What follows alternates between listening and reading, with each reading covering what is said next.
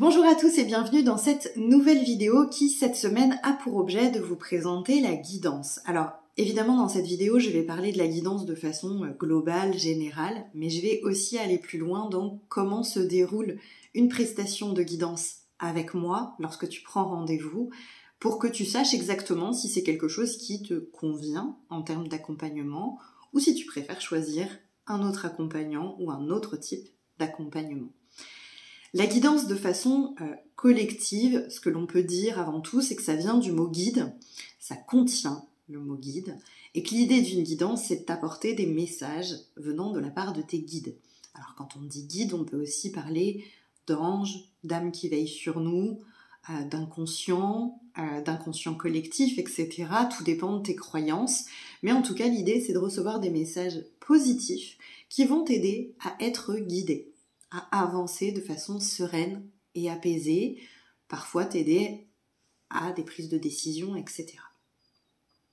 En fonction des thérapeutes, il y a plusieurs types de guidance. Certains vont proposer des guidances sous forme d'échange, d'autres vont proposer plutôt des guidances par le biais de mails ou de supports vocaux ou d'écrits. Certains vont utiliser des supports tels que les cartes d'oracle, les cartes de tarot, le pendule, les runes, bref, des supports, quand d'autres n'en utiliseront aucun et vont partir uniquement sur leur perception et leur ressenti énergétique, que ce soit en clairvoyance, en clairaudience, etc.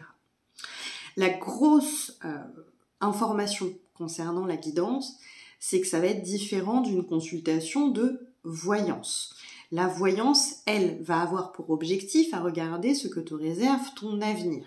Ce qui est quelque chose qui a toujours attiré l'humain depuis que le monde est monde, je crois. L'humain est intéressé par ce qu'il attend demain, et c'est pour ça qu'il y a toujours eu des oracles, des pythis qu'on allait consulter pour connaître son avenir. La guidance ne s'intéresse pas à ton avenir, en tout cas dans ma vision à moi des choses, et dans la plupart des visions de mes collègues thérapeutes.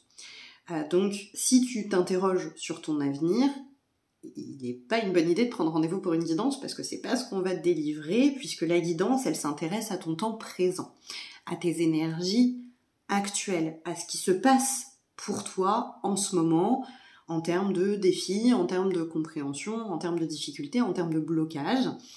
Et pour te guider, parfois il y aura des références au passé, pour comprendre certains de tes fonctionnements, certaines mémoires qui peuvent continuer à t'impacter, mais on ne parlera pas de demain. Et donc c'est en ça que c'est bien différent de la voyance. Il est maintenant temps de vous expliquer un petit peu comment ça se passe chez moi. Chez moi, la guidance est forcément un temps d'échange. Donc je ne vais pas proposer de guidance à l'écrit, de guidance par mail ou de guidance en vocaux, envoyés, etc.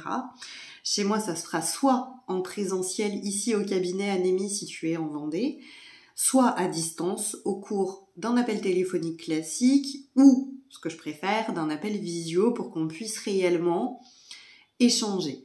L'idée, c'est qu'à tout moment, je veux que tu puisses te sentir libre de me dire si tu veux orienter ta guidance, si tu veux creuser un point qu'on vient de soulever ensemble, ou si au contraire tu préfères passer au point suivant, ou que tu puisses me dire que ça te pose question, que ça résonne pas, enfin voilà, une feuille de papier, un mail ne va pas répondre si c'est pas clair de prime abord. Donc pour moi c'est important qu'on puisse échanger pendant la guidance et que tu puisses réagir à ces messages qu'on me demande de te transmettre.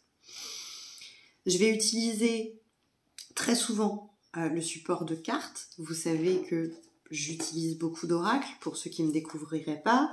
Là, j'en ai quelques-uns à portée de main.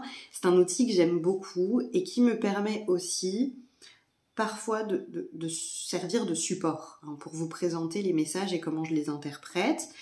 Toutefois, je ne vais pas forcément utiliser que les cartes pendant la guidance. Il m'arrivera de ne pas les utiliser et d'aller sonder ton corps énergétique, les blocages énergétiques, les mémoires qui peuvent m'être présentées, les traumas qui peuvent m'être présentés, que ce soit en clair ressenti ou en claire cognition, qui sont en général les deux points les plus forts pendant une guidance. Cette pratique de guidance telle que je la propose aujourd'hui avec cette importance de l'échange et le support carte, c'est une pratique que j'ai depuis l'âge de mes 12 ans où depuis le départ, il y a certaines règles un peu établies. C'est-à-dire que pendant une guidance, évidemment, mon éthique professionnelle est présente, ce qui fait que certaines demandes ne seront pas accueillies chez moi en tant que telles. C'est-à-dire que, si on prend un exemple, je n'irai pas sonder quelqu'un d'autre pendant ta guidance si ce n'est toi. Souvent, on peut avoir des questions dans le domaine relationnel et très vite me poser la question, mais est-il sincère ? A-t-il réellement des sentiments pour moi ? Ou a-t-elle réellement des sentiments pour moi ? Ça, ce sont typiquement des questions auxquelles je refuse de répondre en guidance parce qu'on rentre dans l'intime d'une autre personne qui ne m'a absolument rien demandé. Donc je vais parfois vous inviter pendant cette séance à reformuler pour que ce soit une question à laquelle je peux répondre sans aller impacter l'intime de quelqu'un qui ne m'a absolument rien demandé. Donc parfois, quand on parle de relationnel, si tu me demandes ce qu'il ou elle ressent pour toi, je vais refuser la réponse.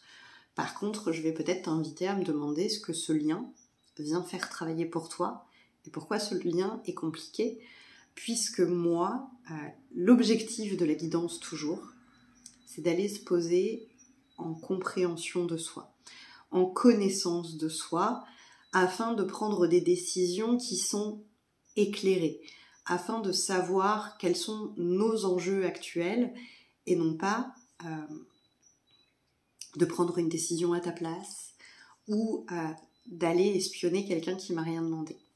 C'est vraiment très important pour moi de vous dire que dans cette consultation, il y a évidemment beaucoup d'éthique qui, je crois, est à sa juste place quand on renverse la situation.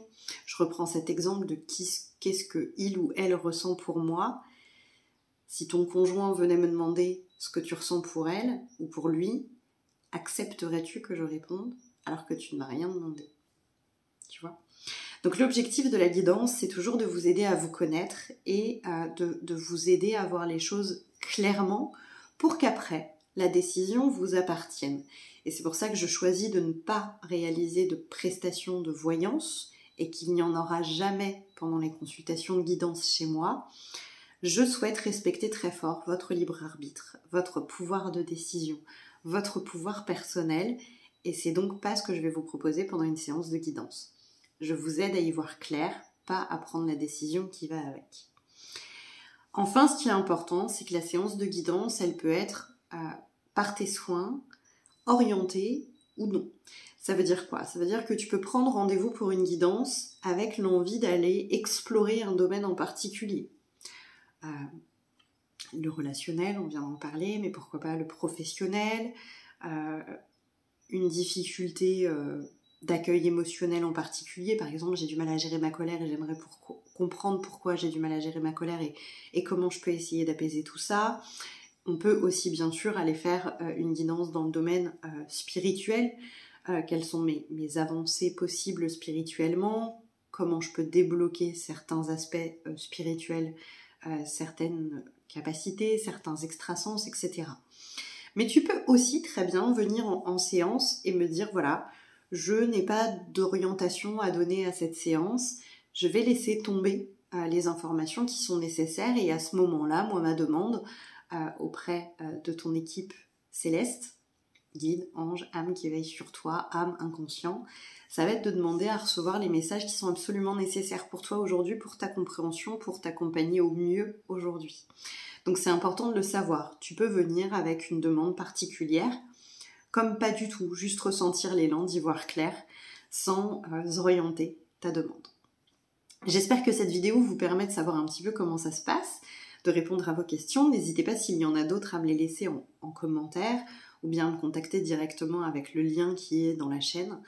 Et évidemment, si tu as déjà eu une guidance avec moi, n'hésite pas à me faire un retour dans l'espace des commentaires. À très bientôt et passez une belle semaine.